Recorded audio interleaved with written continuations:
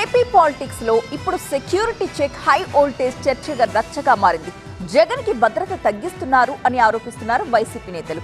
లెక్క ప్రకారం చూస్తే సెక్యూరిటీ ఇస్తున్నామని చెబుతోంది సర్కార్. మరి ఏది నిజం, ఎవరు నిజం? మాజీ సీఎంకి ఇవ్వాల్సిన సెక్యూరిటీ అసలు ఏంటి, ఇస్తున్నదేంటి?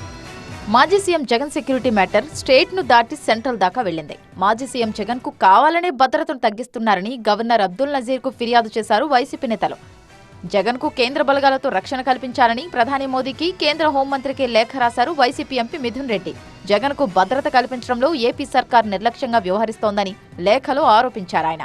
అయితే జగన్ కు సెక్యూరిటీ ఏ మాత్రం తగ్గించలేదంటున్నారు మంత్రులు. భద్రత పేరిట వైసీపీ కొత్త నాటకానికి తెరలేపిందని విమర్శించారు. ఎన్నికల కమిషన్ యొక్క అధికారాలను నువ్వు ధిక్కరించి వెళ్ళావు.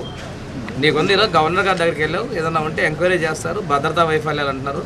అలాంటివి ఏమన్నా ఉంటే సమీక్ష చేసుకో. కానీ మీకున్నటువంటి భద్రత ప్రకారం మేము భద్రత కల్పించాం. మా ప్రభుత్వం ఎక్కడా కూడా మేము డిబేట్ అవ్వలేదు.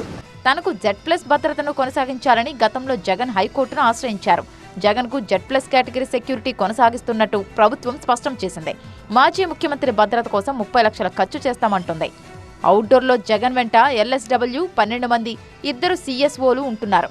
ఒక బుల్లెట్ ప్రూఫ్ వెహికల్ ఉంది. అలాగే 2 పైలట్ వాహనాలు ఉన్నాయి. ఒక్కో పైలట్ వెహికల్లో 1+4 AR కానిస్టేబుల్స్ ఉంటారు.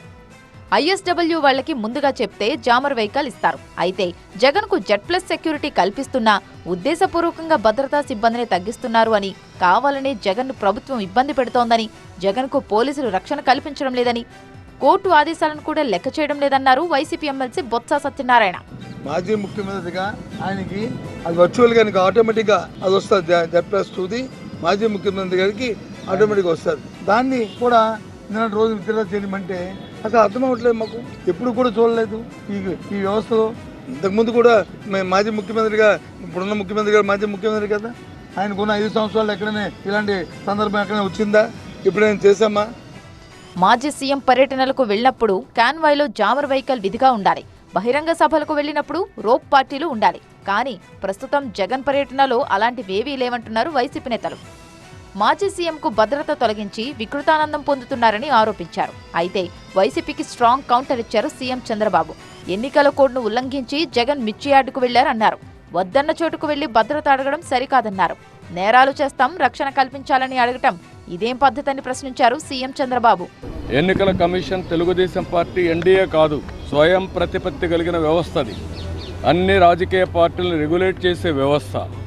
వాళ్ళ మీద నమ్మకం ఉంటే మీరు పోకుండా అవాయిడ్ చేయాలి. మీరు వెళ్ళినప్పుడు అది ఇల్లీగల్ అవుతుంది. మీరు ఇల్లీగల్ యాక్టివిటీకి పోలీస్ ప్రొటెక్షన్ ఇవ్వడం ఎక్కడన్నా మనం చూసామా? ఓవైపు మిర్చి యార్డు పర్యటన, ఎన్నికల కోడ్ ఉల్లంఘనపై కేసుల ఘాటు, మరోవైపు మ్యూజికల్ నైట్కు కోడ్ వర్తించదా అనే విమర్శలతో పొలిటికల్ హీట్. అటు తిరిగి ఇటు తిరిగి సెక్యూరిటీ పాయింట్ సెంట్రిక్గా మ్యాటర్ ఢిల్లీని టచ్ చేసింది. ఇక వాట్ నెక్స్ట్ అనే చర్చ జోరందుకుంది ఏపీ పాలిటిక్స్లో.